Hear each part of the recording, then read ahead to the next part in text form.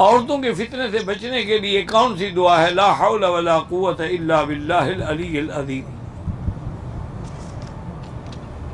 عورتوں کے لیے نماز تو ہوٹل میں بہتر ہے، لیکن اگر وہ مسجد میں آنا چاہیں تو بالکل آ سکتے ہیں۔ اگر عورت حاملہ ہو تو میاں بیوی مل سکتے ہیں، بالکل مل سکتے ہیں، کوئی منع نہیں۔ ہاں اگر کسی ڈاکٹر نے کہا ہے کہ میاں بیوی کے ملنے سے اس کے حمل گرنے کا خطرہ ہے، پھر نہ ملو، ورنہ تو شریعت میں کوئی منع نہیں۔ اور یار عمرہ تنیم سے کرو، حنفی مسلک میں تنیم سے افضل ہے، امام شافعی کہتے ہیں جیرانہ سے افضل ہے، اب دونوں کرتے رہو۔ اگر ہم عمرہ کر کے ہدیۃً سرکار دو عالم کے نام کریں، کر سکتے ہیں۔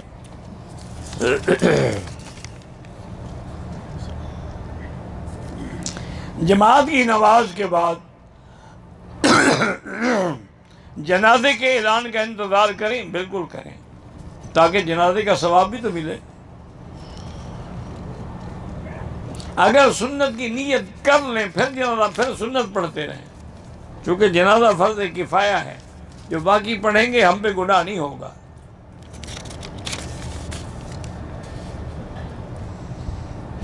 یہ تو کوئی مسئلہ نہیں کہ 7 طواف ایک عمرے کے برابر ہے، معنی یہ ہے کہ جتنا ٹائم عمرے میں لگاتے ہو اگر طواف میں لگاؤ تو افضل ہے۔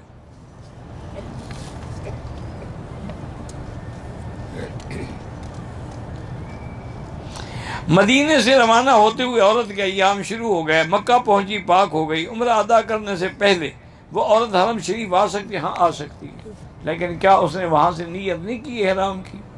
اگر نیت کی ہے تو پہلے تو عمرہ کرے نا، عمرے کے لیے بھی تو حرم میں آئے گی نا۔ نہیں کی ہے تو آئے، نماز پڑھے، لیکن جا کے عمرہ بھی کرے اور دم بھی ادا کرے۔ عورت حالت حیض میں عمرے کی نیت کر سکتی ہے۔ طواف زیارت کے بعد حج کی صفا مروہ بھی ہے،